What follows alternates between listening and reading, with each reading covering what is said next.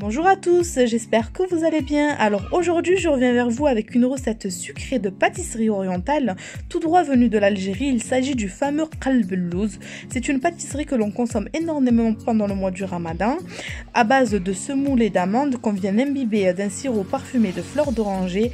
Un gâteau très gourmand. Alors je vous dis, restez avec moi pour suivre les différentes étapes nécessaires pour cette recette. Alors nous aurons besoin de 400 g de grosse semoule, de 150 g de sucre en poudre, de 150 g de beurre, d'une cuillère à café de levure chimique, environ 5 g, 200 ml de lait fermenté, de l'ben, un demi-verre de fleurs d'oranger, de 150 g de poudre d'amande, de 20 g de beurre pour badigeonner le moule, et de quelques amandes pour la décoration.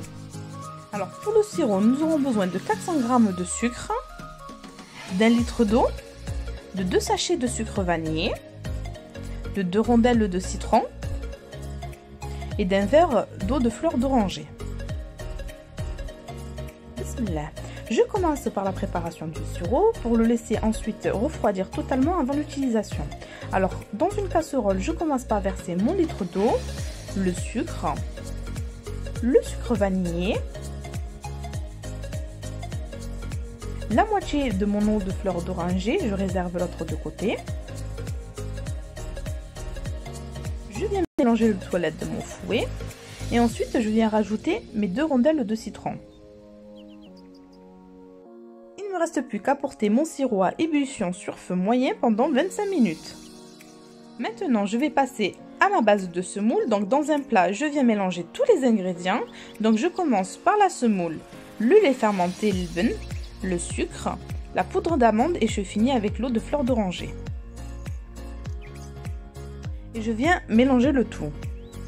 Je rajoute la levure chimique et je continue de mélanger pour obtenir une pâte collante et assez friable. Ensuite, je viens la ramasser et la mettre de côté. Je viens la recouvrir de film alimentaire et je la laisse reposer pendant environ une quinzaine de minutes. Après 15 minutes de repos, je vais venir incorporer le beurre que j'ai préalablement fait fondre au micro-ondes. Donc à l'aide du maryse, pour ne pas se brûler les doigts, on va venir incorporer délicatement le beurre.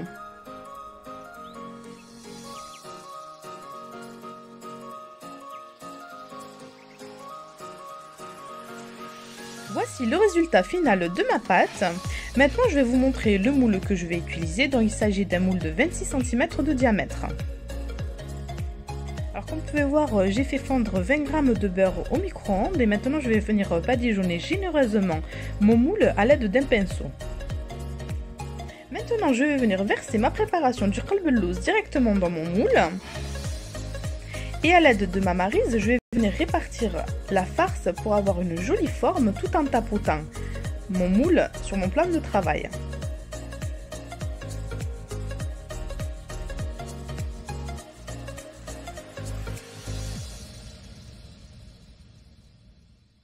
Une fois ma préparation bien répartie, à l'aide d'une cuillère humidifiée, je vais venir lisser la surface de mon qalb al-lawz.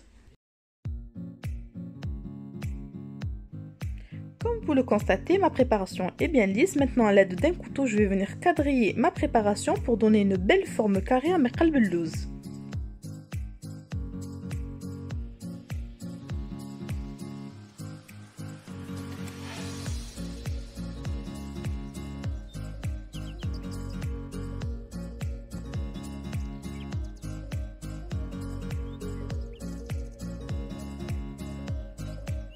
Ensuite, je vais venir recouvrir ma préparation de beurre.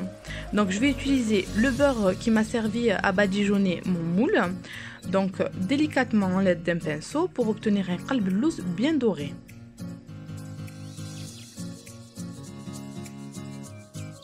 Et je vais finir par l'étape de la décoration. Donc, je vais venir former des petites fleurs avec mes amandes. Donc, ça reste une étape facultative.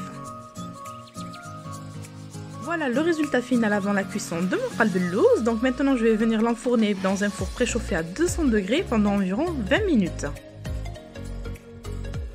attendant la cuisson de mon qalb-el-louz, je vais vous montrer le résultat final de mon sirop. Donc on va le laisser refroidir totalement, ensuite on va venir rajouter le reste de l'eau de fleur d'oranger. Voilà le résultat de mon qalb-el-louz après 20 minutes de cuisson. Donc on sait qu'il est cuit quand on plante un couteau et qu'il ressort bien sec, comme vous pouvez le voir.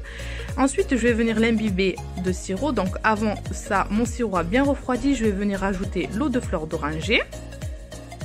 Je viens verser le 3/4 de mon sirop directement sur mon qalb-el-louz. Donc l'imbibage se fait en 3 temps. Et là, comme vous pouvez le constater, le qalb-el-louz va vite venir absorber le sirop. Au bout de quelques minutes de repos, donc comme vous pouvez le constater, le qalb-el-louz a bien absorbé. Je vais venir faire la deuxième étape d'imbibation. Donc on va le laisser poser une dizaine de minutes parce que plus on l'imbibe et plus il prend du temps à absorber. Concernant la décoration, c'est pas grave, on viendra remettre nos amandes à leur place. Au bout de 25 minutes, comme vous pouvez voir, mon qalb-el-louz a bien absorbé. Maintenant, je vais refaire la dernière étape. Et là, je vais le laisser poser par contre 2-3 heures. Vous pouvez le laisser poser dans un four chaud et éteint. Voilà le résultat final. Comme vous pouvez le constater, il a bien absorbé le sirop. Maintenant, je vais venir redéfinir mes petits carrés de qalb-el-louz à déguster avec un très bon thé à la menthe. Et sur cette belle note, je vous souhaite une bonne dégustation. En espérant que cette vidéo vous ait plu, n'hésitez pas à vous abonner et à liker. Et je vous dis à très vite pour de nouvelles recettes.